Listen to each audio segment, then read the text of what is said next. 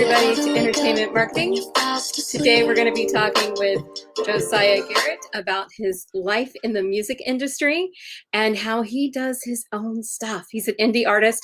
He also happens to be my nephew. So I already think he's great, but you're going to think he's great by the end of this, I promise. So Josiah, welcome. And this is KSU. You didn't go to our university. You went to another one that might be northeast of us, but we still like you. Thank you. Thank you so much for having me. You're welcome. Thanks for joining us. So why don't you tell us how you got into the music industry? I got into the music industry for selfish reasons. I got into it because I love music, and I thought that the people that were musicians and participating in the industry were really interesting. And it just seemed a lot more fun than getting a normal 9-to-5 job. It's a good time. I went to the University of Georgia, by the way. It's okay. Yeah. My husband's a Bull Dog fan. It's all right. Just me and my dad are Yellow Jackets. No big deal. And so what did you end up studying at UGA? At UGA, I did the music business program. It's a certificate program, but it was a pretty intensive program. It was like 45 credit hours, so it was a lot. And then I studied as my major comparative politics.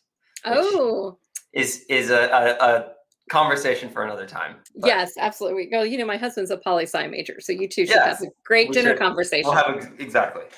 So the other thing you should know is that the MEBUS program is now at Kennesaw State University as well. I think it's the same one, a different kind of jive, but basically the same programs here at Kennesaw now that you went through. So I think we actually stole the person who ran yours.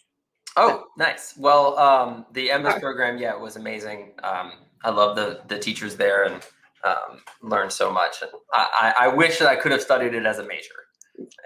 Yeah, it would be much better, I think. Yeah. So what have you done within music? I know you're a bass player. I know that you've done engineering and producing, but give us a little bit more about what you've done as an artist. Sure. So here's the rundown. When I was younger, I picked up the bass, piano, drums, sort of multi-instrumentalist, and studied it as a hobby all the way through high school, and then got into college and sort of experienced the music scene, and became involved in the community. And then from there, I started to pick up gigs more professionally. I was asked to go on my first few tours when I was in college, and I actually dropped out of college for a year to go on a national tour with a band. I was filling in for their bass player who had a serious case of tendonitis, so he couldn't play anymore. But he was their singer also, so he sang lead vocals, and then they hired me for a year. And that was I had been taking it up sort of as a hobby until that point. When I was able to make some money and travel around America. I mean, we went as far north as Chicago and New York City, and west as New Mexico and Texas and Colorado. So at that point, and I must have been probably 19 then, I realized that this was actually something I could do and that I really enjoyed. And it was possible to make money. I kind of was under the impression that it was impossible to make any money in music. And so after that, I went back to school, and I enrolled in the music business certificate program. I also began teaching bass. I had been playing bass pretty prolifically, and taking it very seriously up until that point. And so I started teaching lessons. I put together my first few sets of like lesson ideas, lesson plans, flashcards. And then was someone, I kind of made a joke that I was going to put together a book, and then I ran with that idea. And a few years later, I published a book with Mel Bay on bass called the Slap Bass Encyclopedia. I published 2 other books for bass. And then I also, after completing the music business certificate program at UGA, self-published a book on music industry. And we're going to have links to all of that. Yeah. So it really started as a dream, a dream to like make music and play music. And then that dream was fulfilled by an amazing community of other musicians and music industry experts. And I just found a love for it and found a home in it. And now that's what I'm just trying to do for the rest of my life. So, and I think you've been smart. You have several streams of income and several different things that you do. And we talked to a lady in theater earlier this semester, Rivka Levine from the Shakespeare Tavern, and she's also a grant writer, and she can wear many hats. And I think that you also, as a supporting yourself as an artist, are wearing many hats to do that. Absolutely, many hats. You know, when I say I wrote a book, what that actually means is I wrote a book, yes, but then I also learned InDesign to edit it, and I learned Adobe Premiere to make like promotional videos for the book, and I learned Instagram marketing strategies so that I could tell people that I had a book, and I learned how to, I got a grant to write the book, so I had to learn how to pitch grants, and I learned about grants. It really is a one-man show. Yeah. I didn't know that about the grants. The grants are awesome. Within the performing art community is a major way to get yourself some funding. Huge. Yeah, it's huge. So if you ever get a chance, take a grant writing class. If you're going into the performing arts, you won't regret it. So the pandemic came, and I think that kind of changed your life as a musician. Yes. So I was, like I said, I took some time off of school. I took a year off, and then I went back, and then I took like 2 years off, and then I finally went back. And to the my family, of course, I promised them that I would finish my degree, and so that's what I went back and did. Good for you. We were all happy about this. Yeah, and it was in those final few months that I was finishing at UGA when the pandemic started. So I wasn't cut back on touring as much as I could have been. For example, the previous year I played almost 100 shows on the road. And then in the beginning of 2020, I didn't really have too much booked. I had a few shows booked. I had a few events, a few conferences, some music festivals, some stuff I was running on the side. I should also mention that I'm an audio engineer as my day job. I work as a front of house lead and an audio engineer at an event venue in Athens, Georgia called Livewire. And it's a 350 capacity rooms, and we do mostly private events. So the pandemic really shut down my ability to make money in my day job. That was probably the worst thing.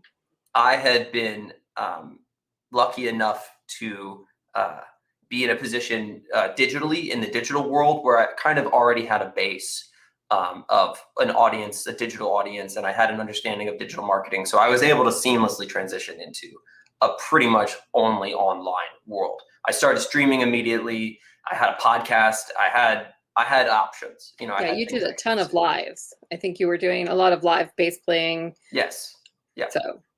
Yeah, and you know, every musician in America that was relying on just live performance for their income was shut down.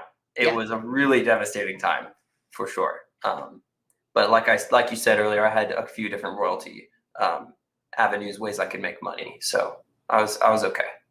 So were you able to, like, I know for me as a writer, the pandemic killed my creativity. Like I have not, you know, I couldn't sit down and write. I'm finally getting to the point where I'm getting creative again and getting ready to finish some books. But how was it for you as a music artist? Were you inspired, or were you crushed down, or how did you work your way out of that box? Sure. So two things happened. I had a podcast, which I'm not going to give a link out to because I'm in the process of totally redoing the whole thing. But I was interviewing music industry experts, essentially. Oh, that's awesome. I found that nobody really wanted to talk about their job when the pandemic hit because they had all been forcefully removed from their professions. So the podcast ended abruptly. So that was one thing. But then on the flip side, I had been in the process of recording my debut full band album. Huge project, like 15 musicians, lots of like a bunch of different singers, working it with a studio. And the pandemic actually gave me more time than I originally thought I was going to have. And it also opened up the availability of all of my musicians.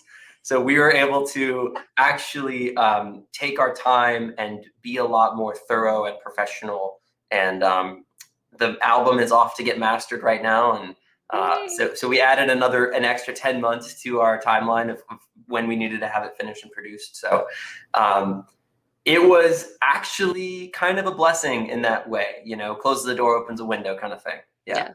Yeah. So did you guys end up recording together, or did you record separately and put it together? How did you manage the recording process during the pandemic as well? The recording process was difficult. So the original intention for the album was to record it all together as a big group. And I did that also because people's schedules weren't very good. And, you know, I knew, I was like, I'm only really going to be able to get like 2 days out of most of these people. But then everybody's tours were canceled and nobody had shows and nobody had gigs and everybody was looking to play. So we were able to get together for 21 days in the studio. Different people came in at different times. So we never had more than 5 people in the room together, 5 musicians and then 1 artist, 1 recording engineer. We were all wearing masks. We were all sectioned off, quarantined, which in the recording environment is what you would do naturally. And we were good. We didn't have any cases of COVID, or we didn't have any disruptions. We had nothing. But we did have, I hired a photographer. And so she went around and she's taking pictures of everybody. And we're all wearing masks. And it's pretty interesting. And I have pictures of that on my website, if you'd like me to pull that up. I have pictures of our COVID recording experience. Oh my gosh, where are they on your website? On the photos tab. Okay. And then if you scroll down past the like press pictures, oh my Lord, you can see some shots. Let's take a look. Actually, I'm going to pull this over here and I will show you guys. Let me get my screen ready to share again. There we go. Yeah. So you can see this is us. Look at you guys. In the studio. We're all masked up, except for the horn players. You know, you can't tell in the photos, but they're like isolated in little like corners and they're walled off. Yeah, I think that's so true about music studios, is that they're already, you're trying to separate people anyway. Yeah, you can see these like kind of glass partitions in between us, and yeah, and then yeah. There you are. There I am. That's awesome that you made it happen. I mean, I think that so many people just didn't know what to do, and that I think it's great that you guys actually got out there. Mm-hmm. So this is. Go ahead. Go ahead. Sorry. No. So I was just going to say, this is Josiah's website that I linked before. We'll give you another one. We're going to talk about this as well, because this is something that's out there. Do you want to tell them about Mind, Body, and Soul? Yeah. So another thing that the pandemic did was it really made me focus in on digital. But before the pandemic, my brand had existed pretty much in the real world. I was Josiah Garrett. I was a bass player. I was a person, a part of the community. And aside from, you know, like I published my books under my own name as an author. And then when I needed to kind of transition my brand to be more of a creative individual, more like broad. And so I created this character named Josiah Soren, Soren being my middle name. So it's kind of me, but it's also like, you know, it's like David Bowie, like Bowie isn't actually his last name kind of thing. Right. And I worked with a designer, a buddy of mine that I know. And we came up with a whole little cast of characters and a little world. And over the next, 6 months, I've got a few releases planned that are going to expand this sort of like digital universe that we've created and really like lock in on this aesthetic and on this brand and on this design. So this is the first release of a bunch. And it's called Mind, Body, Soul. And it's a very calm, chill, relaxing album. It's like if you're familiar with the lo-fi beats to study or sleep to, it's right in that vein. It's all jazz samples reimagined. And it's kind of the introduction of this character, Josiah Soren, into the world. Yeah. And I released that. And this is part of what you did during the pandemic. Yeah. So this is what I did as sort of like a personal catharsis. I needed to make this music to calm myself and to give me something to do since there weren't shows. So it was something that I made just for me. And then it launched a whole side career as being a producer and being more of a more in that space. Yeah. So it's been fun. Well, and I think the other thing is that It also really, in terms of that calming essence, we really needed it. Yeah, You know, exactly. definitely. This is, yeah, yeah. I listened to a I lot. would, Go oh, you ahead. did? Oh, good. No, you're fine. No, we stream this in Shane's office a lot of the time. Oh, cool. Thank you. So, and that brings up a question. So, a lot of music nowadays is streamed. And how does that, do you make a lot of money off of streaming? Or is it just buying you a coffee? Because I know this No, album did really well. yeah, this album has done pretty well. So I released this in April with Etymology Records, which is a boutique label based up in New York City.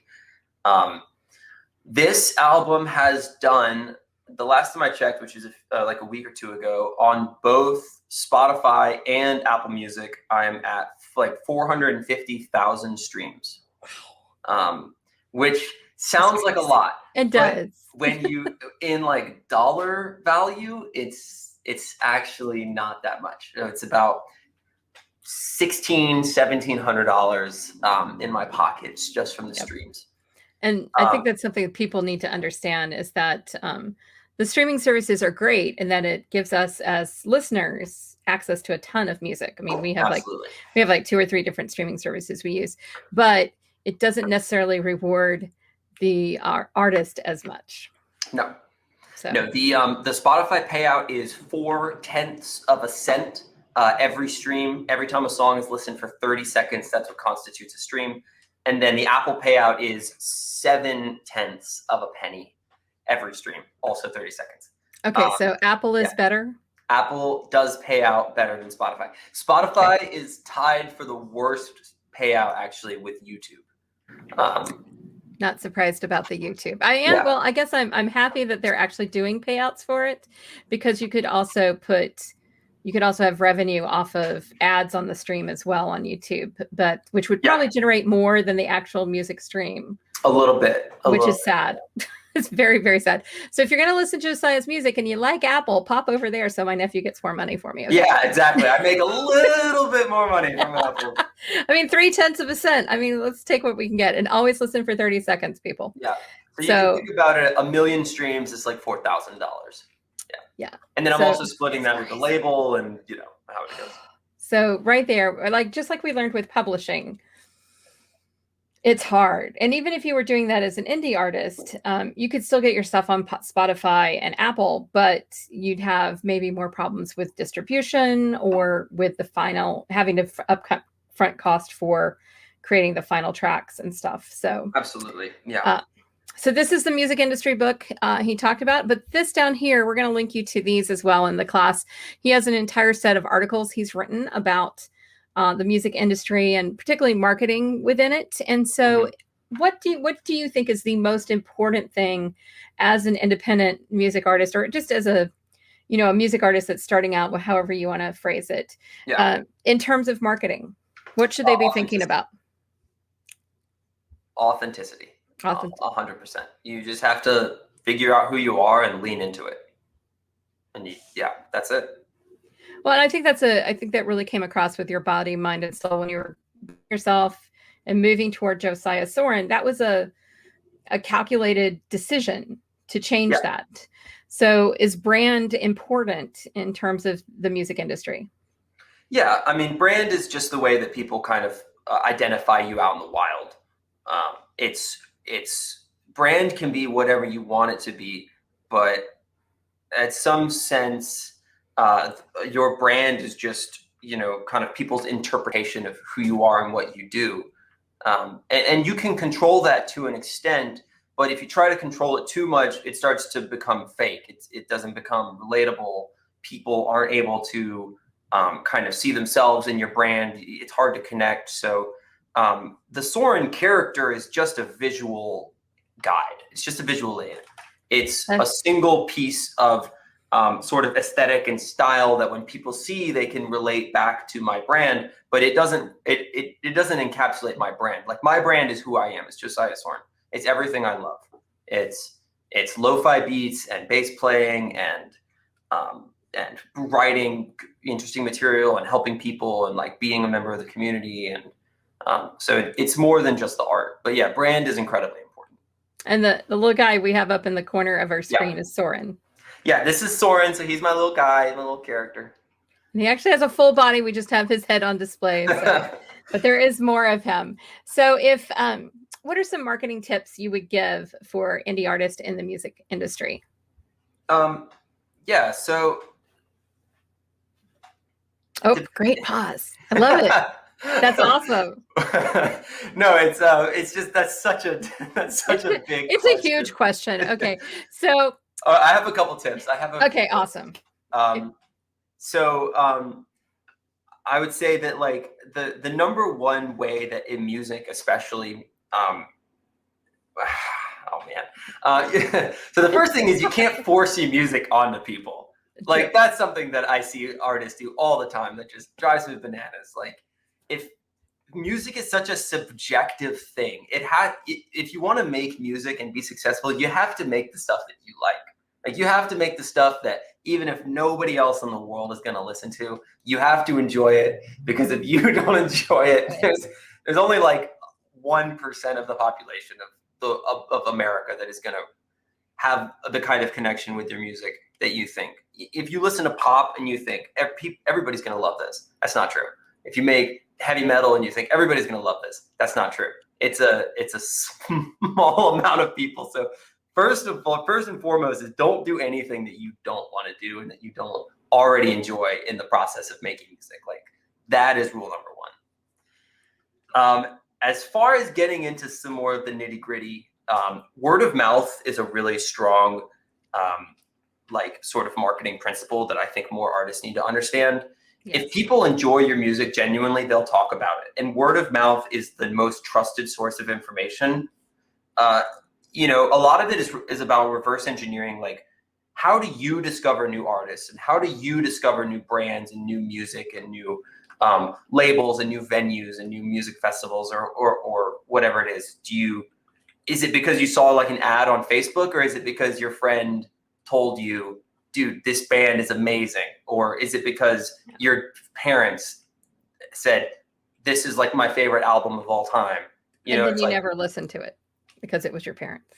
Well, yeah, there's that for sure. But it's also about just kind of figuring out, like, you have to kind of reverse engineer yourself as a consumer to like really understand the consumer behavior of the people that you want to get to listen to your music.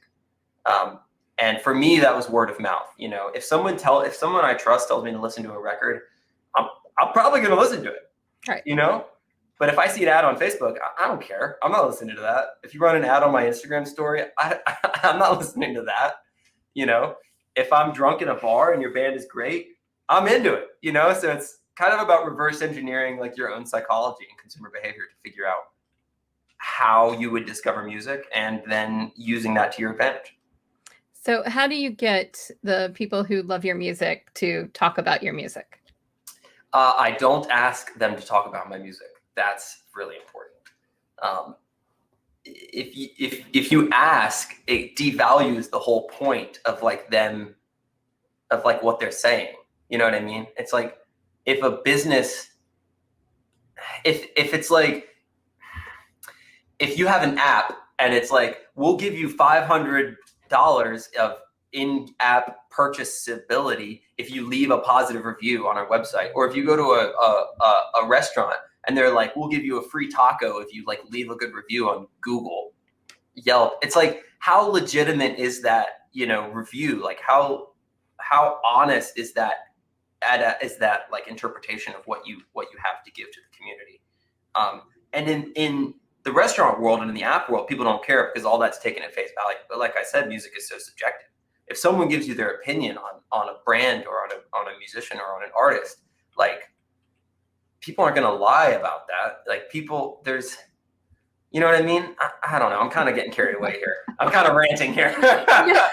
Well, I'm thinking of some of the parallels between publishing and music, and that within publishing, one of the big things that we utilize is other writers saying, hey, this book is great, and saying it in public, and being vocal about it, because definitely, if like I put out the same kind of music you do and I like your music, then me talking about your music is a good thing, because as I always say, it's not really pie. There's not like a limited source. People can consume more than one artist within one genre. They don't just have to. So within ours, it's definitely is that trying to back and forth between friends and colleagues and getting other colleagues to talk about it. And then I don't know if the same is true in music, so you'll have to tell me, but on most review sites for books, once you hit a certain number of reviews, you actually get into the, hey, you might like this book. And is it the same way for music? Yes. So like, or that kind of like algorithmic exposure is huge, is absolutely massive. And I think that leans into marketing as a concept of like positioning yourself in a market. You know, if you're a metal band and you hand out flyers at like Bonnaroo or like a pop festival, like that you're not in the right market, you're not in the right space, you're not communicating with people who are like already in a position where they would even be interested in your music at all. But if you're in Spotify and you're listening to Metallica, and then the Spotify recommended engine says, hey, you might be interested in some other metal band. I don't know why I picked metal in this example because I don't know any other metal band. But the consumer is already in a position where they're like, oh, I like metal. I might actually be interested in this other band. So yeah, like positioning yourself for organic exposure is absolutely huge. And in music, that can be going after editorial playlists, such as on Spotify. It can be hiring a PR campaign, working with a PR campaign to get into different outlets. So like, if you're in hip hop, you want to get into the hip hop magazines. And if you're in, jam bands, you want to get onto the jam band outlets. And it can be a lot of that, but definitely, yeah, like organic exposure is huge. And I think the digital landscape has changed a lot for the better and for the worse by relying so heavily on organic exposure. And I'm saying all of that to then counter it by saying, if you only rely on organic exposure and you don't have like a solid brand underneath, it doesn't matter how many people listen to you because people still won't know who you are. Right. You know what I mean? There's not that like inherent connection of you listen to a song on a Spotify playlist and then you go and look up the artist. And if there's nothing there, if there's no story, if there's nothing that they can relate to, then they're just going to pass you up. They're not going to continue to invest in who you are. Well, we just had a little broadcast problem, but we're back and we're going to talk a little bit more about those editorial playlists. I have a friend who's a pianist. Mm-hmm. She plays piano. She makes piano albums, and she's had a really hard time getting more listens and more downloads. So can you talk a little bit more about that? Yes, absolutely. So for anyone who's unfamiliar, editorial playlists are internally, and specifically editorial playlists are internally curated collections of music. But playlisting generally as a whole also has a whole indie side. And you can think about it in the same way that there's radio stations and then there's college radio.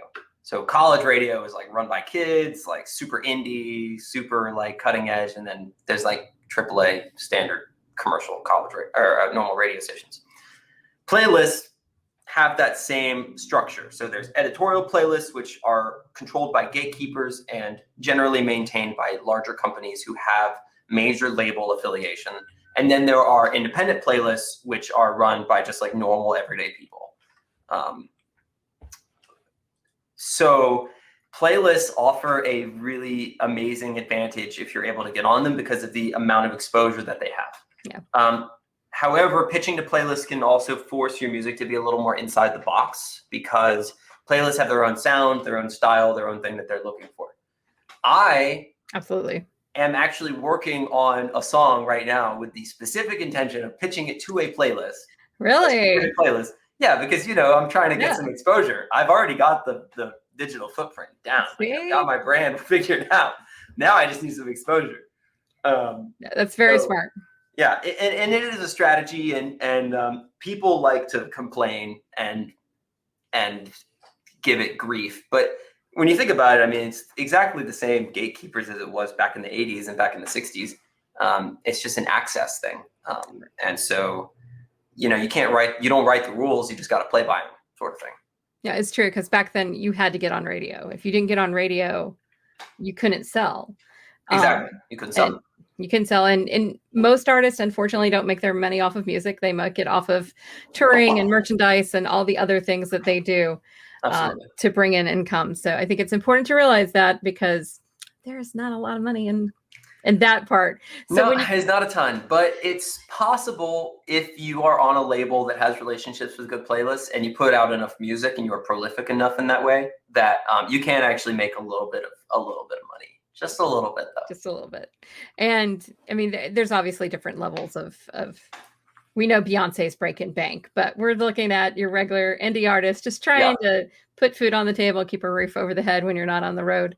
sure. So one of the things that you wrote about in your article section was TikTok and how you artists can grow there. So can you give us a little kind of rundown of your suggestions? Yes. Okay. So, like I said earlier, authenticity is number one, up and down. That's the key. You know, TikTok is made up of a community of people that are just like us. They're just like you. They like Super Smash Brothers Melee, even though it's a 12-year-old game. They 20-year-old game. They like, lo-fi beats. They like, I don't know, playing frisbee. They like random activities. They are an incredibly vast ocean of people who are looking to be entertained in short, high quality snippets. Great. We just want something good to laugh at. Right. They just want something unique and good to laugh at. TikTok is an interesting place. TikTok is an interesting landscape. Give me some more detailed questions and I'll be able to help as best I can. No, it's okay. So as an artist, what could you do on TikTok to help you get exposure? Could you make videos? Could you put yourself out there and let your music be used there as a background? What are some things that you're doing? Yeah. So that's actually really interesting what you said, the second point, which is one of the things that a music distributor will do, and this is a company that is responsible for distributing your music to Spotify and Apple. Like, you don't just call Spotify. You have to use a third-party company that already has a relationship with them. And one of the places that they will distribute music is TikTok and Snapchat and Instagram stories. So when you're like searching for music, that way your music can be found there. So that's all about like accessibility, like having your music in places where if people are looking for it, they will be able to find it. And just like if you're talking about Google and like search engine optimization, like it's the exact same concept, except instead of linking to your website on Google, you're linking to your music on every platform. Right. So searchability is huge, and that's a given. I think the question that most people have regarding TikTok is how to increase exposure and to like create a community and have people that will enjoy your content and keep coming back. And that changes honestly pretty rapidly because the culture of TikTok is so quick and so fast. Some people rely on trends. Some people do cover songs. I will say that something that I've noticed when trying to convince people about music is that people like what they already like. People don't like what they don't like, or people don't like what they don't know, but people like what they already like. Yeah, So if you're a band and you play a cover song and the cover song blows up, but nobody listens to your original music, it's like, the question is, well, why don't people want to listen to our original music? It's like, well, because they already know the cover song. They already know that. And so you're just doing a spin on something that they're already familiar with and they can relate to that. So relatability is huge. Authenticity is huge. I think there's a misconception that you need to post every day. That's completely outrageous. Yeah, I think on TikTok it definitely is. Yeah, that's just something that people try and do to game the algorithm and like game the system. But you're just going to shoot yourself in the foot. Always quality. Yes. Always quality. Because if you stop making stuff that people don't care about, then they're just going to stop caring. It is kind of an attention economy. It's how many seconds can you retain someone to watch your video? How long can you have eyeballs on your content so that the algorithm puts you back in the feed so that you get more eyeballs to get more exposure? But at the end of the day, and I'm going to say this one more time, it really just boils down to authenticity. How well are you at storytelling, at telling people who you are as a person, how can you relate to somebody? You know what I mean? So that's my advice. And this article is great. I break down super in detail, viral hooks, like strategies for content, strategies for growth, how to increase your community, like how to keep up engagement. Literally, some of my best TikTok ideas are in this article about specific videos. I get super into the micro, but just generally authenticity. That's it. And I think particularly on those type of platforms, whether it's TikTok or Reels or Snapchat, that authenticity really does matter. And because it's so easy for people to like call you out when you're not being authentic nowadays. But I'm actually going to link to this over in my social media class too. So if you're over in that class, you're going to see his article there because it's actually a really good guide to TikTok. So what's next for you? After this, I'm going to take a nap. That's awesome. I'm going to go have sushi for lunch. So hey, I want sushi for lunch. If it was Wednesday, I do sushi Wednesday at Publix. Anyway. We got to get you better sushi. I am, I've got a couple albums in the works, a couple singles. Like I said, the big studio rock album that we linked to earlier with the photos, that's coming out in October. Awesome. I have a few more beat tapes, some beat making, lo-fi beats, some hip hop work that I'm doing, that I'm always releasing just kind of on a steady stream, just so I can have more music out. And and you go live. He goes live a lot. You go live a lot. Streaming, yeah. So I've slowed down on streaming lately because it's a lot of work. Social is not easy. There's a lot of work. Digital is not easy. Yeah, and it's fun streaming to like 4 people, I guess, but it's a lot of work. So the pandemic got me involved in a few really cool online musical communities, and I've done some collaborations with them, and we have some more collaborations coming up. So I'm just going to be working on those, and I live in Atlanta now, of course, so I'm starting to get involved in the hip hop scene here as a beat maker. So sort of as a behind the scenes producer, which is a really interesting role to be in. So more of that, and just all sorts of stuff. Wearing different hats. Many different hats. Many different hats. So I do have a question before we go. Yes. How did We Can Pretend was the song that we played just a little snippet of, because I'm afraid YouTube might shut me down for it. Yep. That was something that you produced and engineered on? Yes. So how did that process work, and how did it do when it released? Because I know you really did a good push for pre-orders and getting ready people to put it on their playlist before it was out. Absolutely. So that was a collaborative experience that started because of the pandemic. I've never met her. We've never met in real life. So it's all virtual. That's awesome. All virtual. And it was sort of a virtual experiment. It was like, let's see if we can like produce a really good pop single and like have never met each other. And then we'll work it into the story of, the song and into the PR.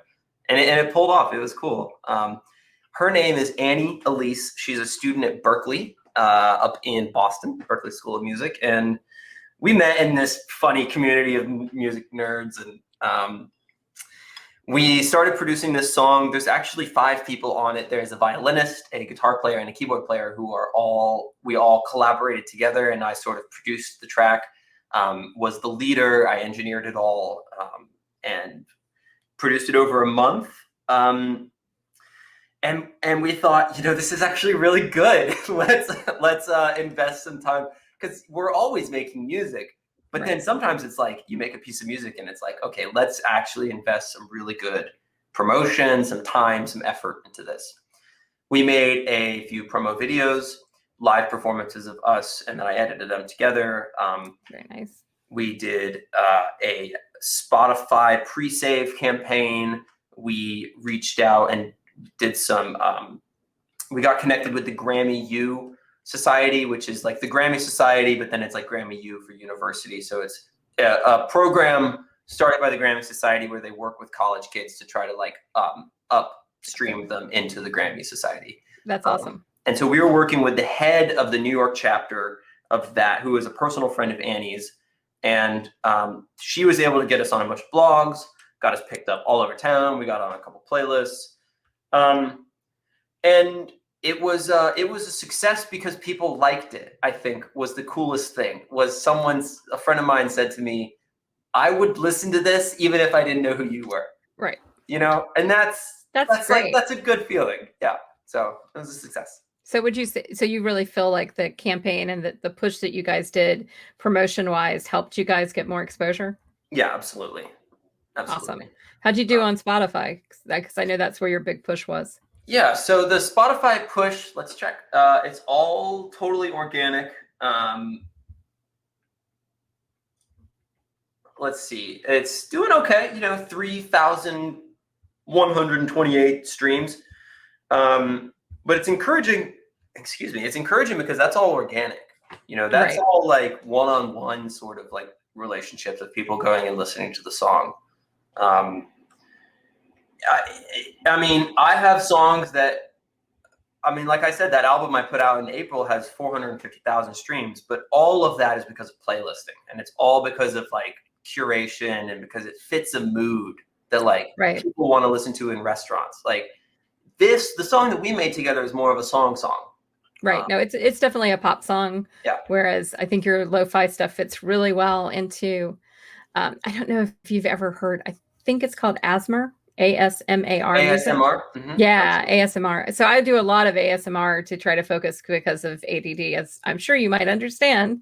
I do. And lo-fi kind of fits into that for me as well. So absolutely, it's a nice little crossover there. So yeah.